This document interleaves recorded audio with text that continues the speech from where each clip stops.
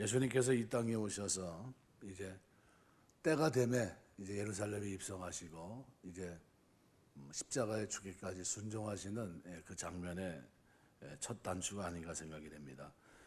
오늘 본문에서 23절에 이렇게 얘기합니다. 예수께서 대답하여 이르시되 인자가 영광을 얻을 때가 왔도다.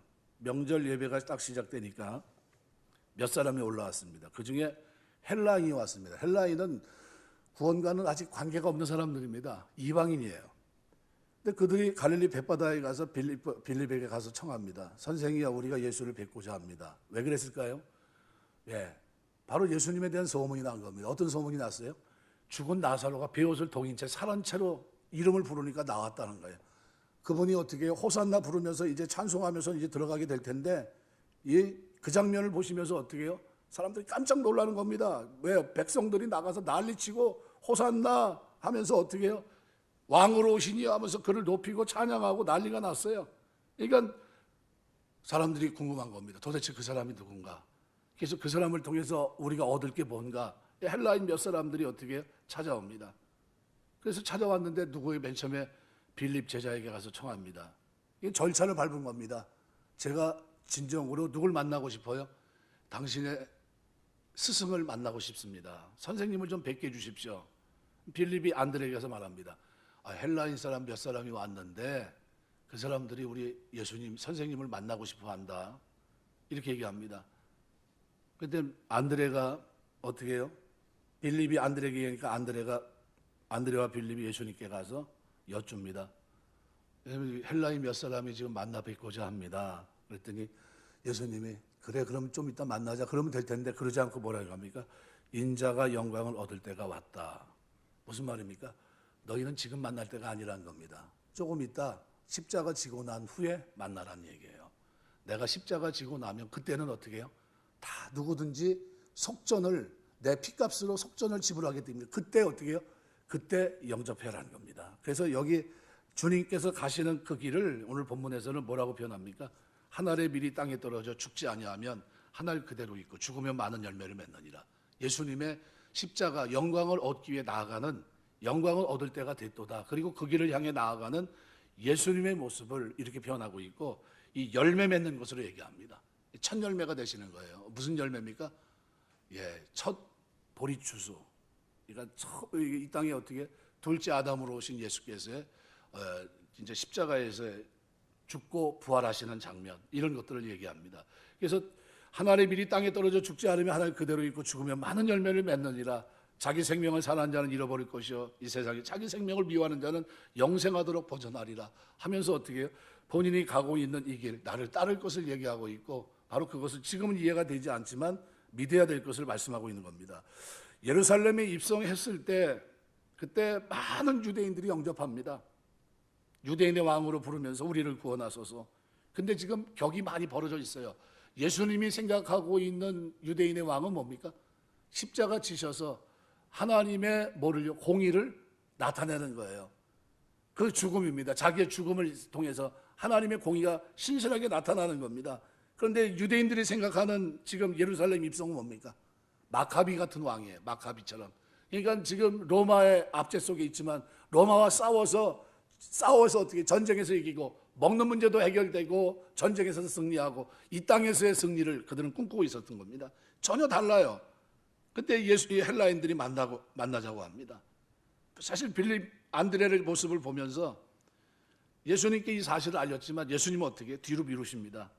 만나기 전에 할 일이 있다는 겁니다. 그게 뭐냐? 바로 십자가 죽음이에요. 하나님의 공의도 만족시키고 이제 하나님의 미랄이 땅에 찔러 죽게 되고 살게 됐을 때 맺혀질 열매, 영혼의 구원에 대한 메시지입니다. 그래서 32절 보시면 이렇게 표현해요. 내가 땅에서 들리면 모든 사람을 내게로 이끌겠노라. 지금은 아니란 거예요. 이제 조금 있으면 그 일을 하겠다는 겁니다. 지금은 아니란 겁니다. 지금은 이방인의 구원이 시작이 아니란 겁니다. 뿐만 아니라 예수님께서는 자신이 구하는 영광이 제자들과 유대인들이 구하는 영광과 근본적으로 다르다는 것을 분명히 밝히십니다. 그래서 23절에 보면 예수께서 대답하여 이르시되 인자의 영광을 얻을 때가 왔도다. 이 영광은 뭡니까? 십자가에서 죽음이에요. 화목제물로서 죽는 걸 말합니다. 사실 제자들은 이때를 바라보고 살아왔는데 그런데 예수님의 영광은 그런 세상적인 영광이 아니었어요. 오실 그이가 당신입니까? 우리면 우리가 다른 일을 기다리니까 그들이 그렇게 고백을 했었거든요.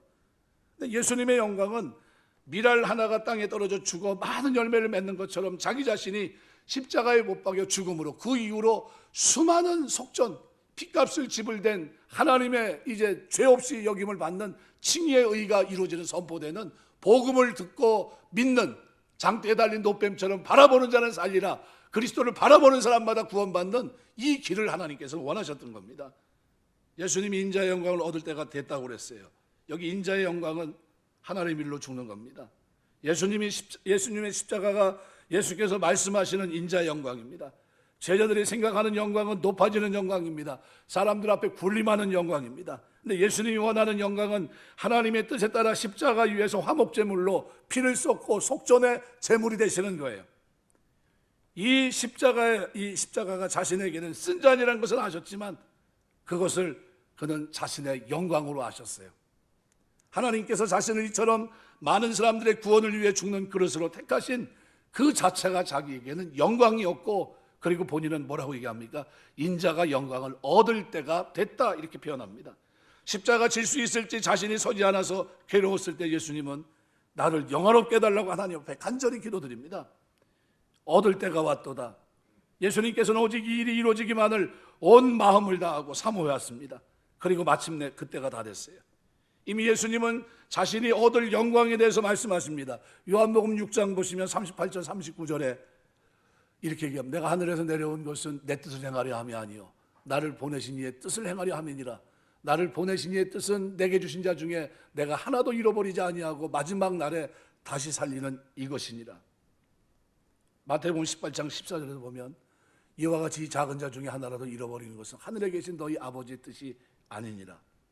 주님께서 세상을 구원할 이 일은 너무나 소중히 여기셨기 때문에 그래서 이 길을 걸어가면서 기뻐하셨어요. 인자의 영광을 얻을 때가 왔도다. 예수님은 오직 자기 자신이 할 일을 죽는 일로 평가하십니다. 밀알이 땅에 떨어져 죽어야 된다는 겁니다. 내가 죽어야 하나님이 영광을 받으시고 하나님의 공의도 세워지고 너희도 살고, 그 다음에 어떻게 해요? 이 육신이 죽고 하나님께서 자신의 죽음을 의로운 제사를 받으시고 그래야 성령을 선물로 주신다는 겁니다. 많은 사람들의 마음이 예수님 마음처럼 변하게 되고 이제는 죄 가운데 살지 않고 이제는 어떻게 해요? 하나님의 성령의 통치 속에서 사는 하나님의 사람이 된다는 겁니다. 예수님께서 육신으로 계시는 한 이 땅에 성령은 오시지 않습니다. 성령은 예수님께서 몸으로 드리는 제사의 피값으로 아버지로부터 사는 겁니다. 그래서 예수님께서는 우리에게 필요한 것이 성령임을 아셨어요. 성령이 오시면 제자들이 바뀔 것이고 예수님처럼 될 것입니다. 예수님보다도 더 큰 일을 할 수 있습니다. 이 헬라인을 만나서 전도하는 일은 누가 할 일입니까? 예수님이 할 일이 아니에요. 이거는 내가 할 일이 아니라 성령 받은 너희가 할 일이라는 겁니다. 성령을 받은 제자들이 할 일이라고 말하는 겁니다. 예수님께서 원하시는 것은 우리가 예수님 모습 보고 그의 옷자락 만지면서 병치료 받는 게 아니에요. 우리 한 사람 한 사람이 성령의 능력으로 예수님으로 변화돼서 예수님을 만나러 오는 이 헬라인 같은 사람들에게 복음을 전하는 거예요. 예수님의 속전을 전하는 겁니다. 예수님께서 우리 죄를 위해 십자가 지셨고 하나님의 공의도 만족시키고 우리도 하나님께 나아가는 길을 그분이 길이 되셨습니다. 열어주셨습니다. 진리를 완성시켰습니다. 이거를 전하는, 이 복된 소식을 전하는 이거를 원하셨다는 거예요. 예수님이 죽으시면 성령이 오시고 예수를 믿는 모든 사람들이 예수님처럼 변합니다. 그러나 예수님이 죽지 않고 그대로 있으면 모든 인류는 그대로 죽은 채예요. 변하지 못한 모습 그대로 있을 수밖에 없어요. 방법이 없기 때문에. 예수님의 죽으심으로 얻을 열매는 우리의 모든 것이 변하는 겁니다. 인격서부터 깨달음, 진리에 대한 깨달음, 우리가 할 수 있는 근본적으로 달라지는 모든 것들이 다 거기서부터 와요. 저절로 그렇게 된 것이 아닙니다. 하나님의 밀알이 땅에 떨어져 죽었기 때문에 가능해요. 가장 좋은 것들이 빛들의 아버지께로 내려오는데 언제부터 내려옵니까? 주님 십자가 지고 난 후부터예요. 우리에게 엄청난 은혜를 쏟아부으십니다. 그런데 예수님께서는 이와 같은 놀라운 삶, 이 동일한 정신을 오늘 25절에 보니까 제자들에게도 요구하십니다. 우리가 누군가에게 자기 생명을 맡기는 일은 너무나도 어려운 일입니다. 그러나 우리는 자신이 원치 않아도 자기 생명을 다른 사람 손에 맡길 때가 있습니다. 병에 걸렸을 때예요. 죽어갈 때. 수술해야 산다면 의사의 손에 자기 생명을 맡기지 않을 수 없습니다. 마취를 하든 배를 칼로 찌르든 그렇게 하겠다는 동의서를 씁니다. 자기의 전인격 생명, 영원한 운명을 주님께 맡기듯이 주님께 맡기는 사람이 누굴까?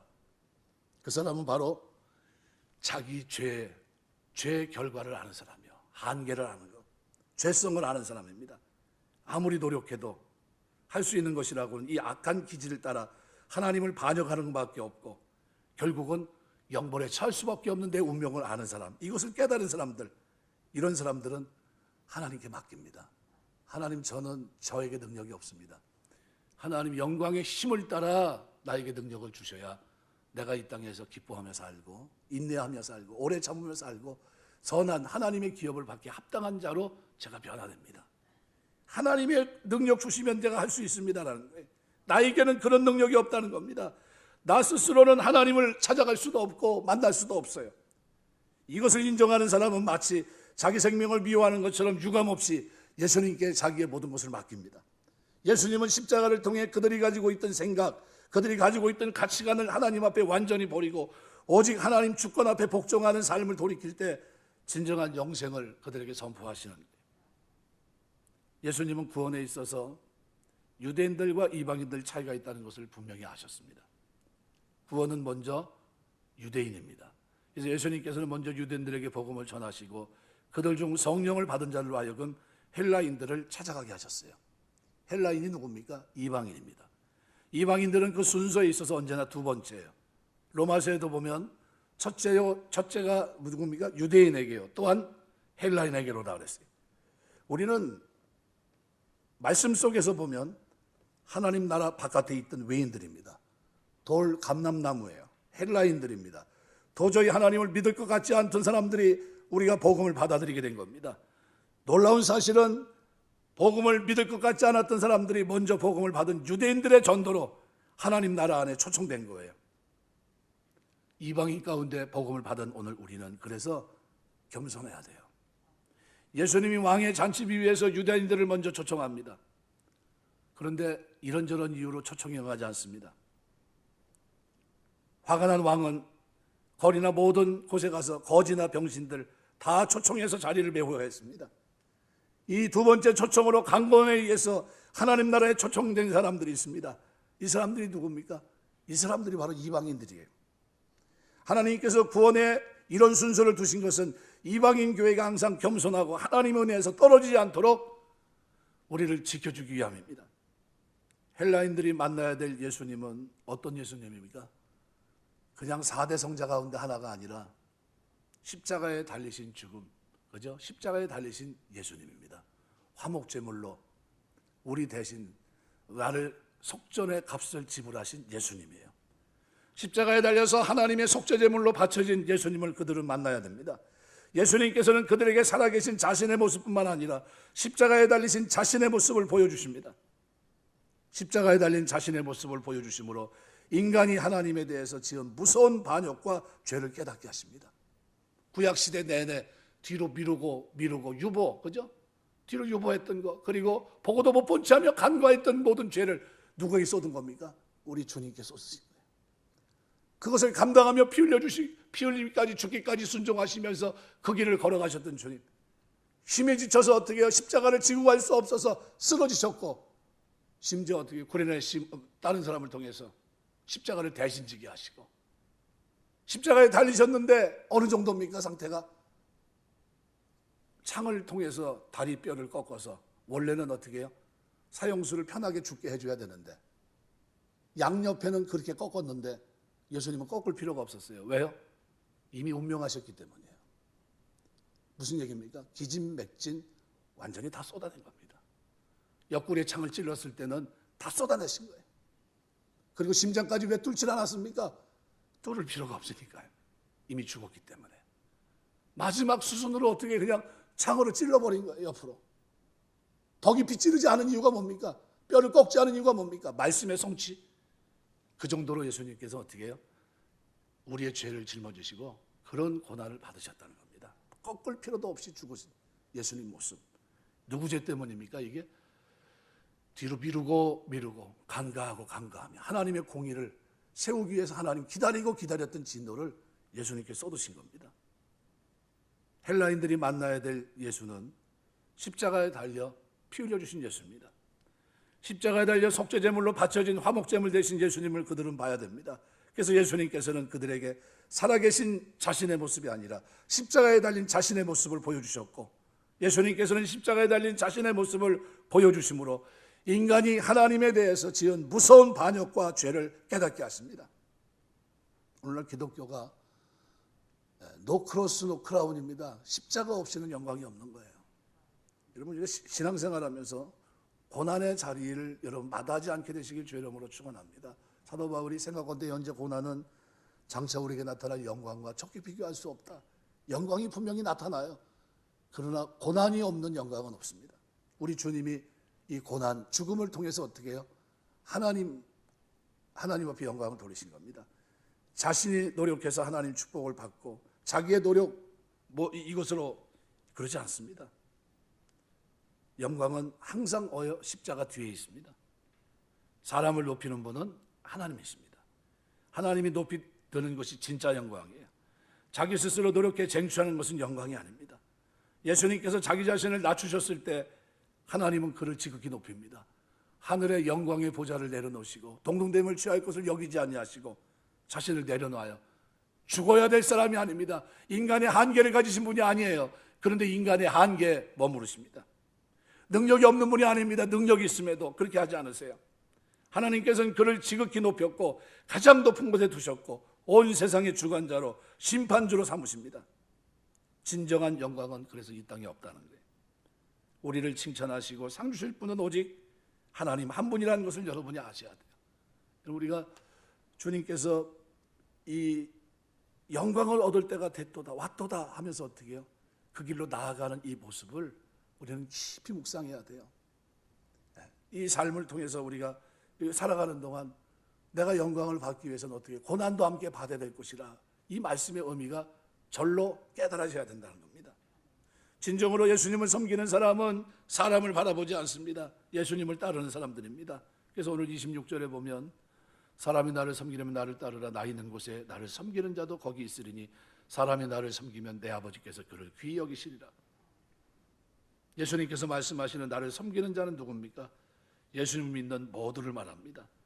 예수님을 믿는 우리 모두에게 우리 주님은 나를 따르라 얘기합니다. 처음부터 끝까지 예수님께서 가시는 그 길을 쫓아오라는 게, 그분은 우리 목자시고 우리는 그분의 양입니다. 그분은 구약의 여호와시고 그분은 신약의 그리스도십니다. 예수님이 가시는 곳이 어디입니까? 그것은 십자가 있는 곳입니다. 낙심과 절망이 있는 곳입니다. 그곳을 향해 주님은 함께 가자고 말씀합니다. 십자가 지고 가는 것이 예수님을 섬기는 자의 특징이에요. 그러면 이 십자가가 우리 자신에게 무엇을 의미합니까? 나의 죽음이에요. 자아의 죽음입니다. 모든 야망과 모든 욕심이 죽는 겁니다. 자기 야망을 가지고 있는 사람은 절대로 주님을 섬길 수가 없습니다. 자기 마음에 십자가가 있어야 돼요. 자신의 모든 자랑이 없어지고 오직 예수님만이 나의 자랑인 이 사람이 진정으로 주님을 섬기는 사람입니다. 그래서 바울은 그렇게 자랑할 것이 많은 사람이 다 배설물로 여깁니다. 그리고 오직 뭐만 자랑합니까? 십자가. 예수님의 십자가만을 자랑합니다. 30년 선교 사역한 사람이 할 말이 얼마나 많습니까? 그 많은 말을 다 제껴놓고 다 배설물로 여기고 뭘 얘기합니까?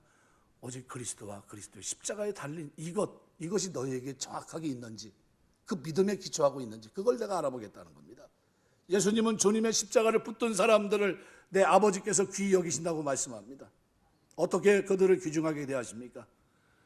오늘 낮 시간에 생각한 그대로 그들은 하나님의 공의를 만족한 말 그대로 기쁨의 대상입니다. 피 흘려 주님께서 사셨기 때문에 그래요. 이렇게 귀중한 그들에게 하나님이 하시는 일이 한 가지가 있는데 그것이 뭐냐면 그들의 기도를 들어주십니다. 그들이 주님의 이름으로 구하는 것을 하나님께서 지금 다 들어주십니다. 지금까지는 너희가 구하지 않았으면 구하라. 너희 기쁨이 충만하니라. 지금까지는 어떻게 해요? 구한 적이 없어요. 그리스도의 이름으로 구한 적이 없습니다. 그런데 이제부터는 어떻게 해요? 다릅니다. 십자가에 달리신 그리스도 이름을 부를 때 그 주님이 자신을 따르는 자들의 기도를 들어주시고 그들에게 살아계신 하나님의 능력으로 그들과 함께 하십니다. 말씀 맺겠습니다. 본문은 우리에게 짧지만 세 가지 우리의 삶을 돌아보게 합니다. 첫 번째는 우리가 이방인 교회로서 우리는 늘 겸손해야 된다는 거예요. 유대인의 성령 충만함을 통해서 우리가 전해진 복음, 유앙겔리온 복된 소식을 전했습니다. 속전에 대한 소식이에요. 하나님과 화목한 길이 그리스도의 피로, 속죄소에 뿌려진 그 피로 인해서 어떻게 해요? 우리가 피로 값주고 산 그 은혜 속에서 믿음으로 구원받았다는 거예요. 하나님의 은혜입니다. 하나님의 은혜로 구원받았습니다.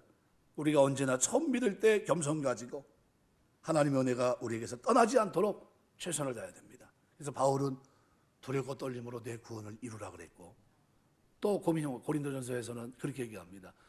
내가 이 복음을 전하면서 내 몸을 저 복종시키는 것은 다른 사람에게 복음을 전가한 후에 도리어 내가 버림받을까 두려움이라 그랬어요. 그러니까 구원받은 그것으로 인해서 방종하지 않고 어떻게 해요? 하나님 앞에 거룩하게 살려고 몸부림치는 모습을 보여줬다는 겁니다. 두 번째로 오늘 본문에서 우리는 은혜 이전의 죄가 무엇인지를 분명히 알아야 됩니다. 죄는 하나님이 인간의 몸을 입고 오셔서 죄값을 지불하시면서 오늘 우리의 속전을 하시기 위해서 자신의 생명을 던진 것처럼 죄는 하나님을 가슴 아프게 하는 거예요. 하나님이 싫어하는 것이고 하나님을 미워하는 행위입니다. 우리가 살아가면서 우리가 죄를 거역하고 하나님께 영광과 감사를 돌리지 못했던 삶은 뭐 때문에 그렇습니까? 죄 때문이에요. 죄로부터 자유하게 하셨어요. 죄값을 치르면서 하나님께서 어떻게 지불하시고 이제는 어떻게 해요? 의롭게 살라고 하십니다. 새 생명 가운데 행하는 거룩한 삶으로 하나님 우리를 부르신 거예요. 어떻게 사시겠습니까?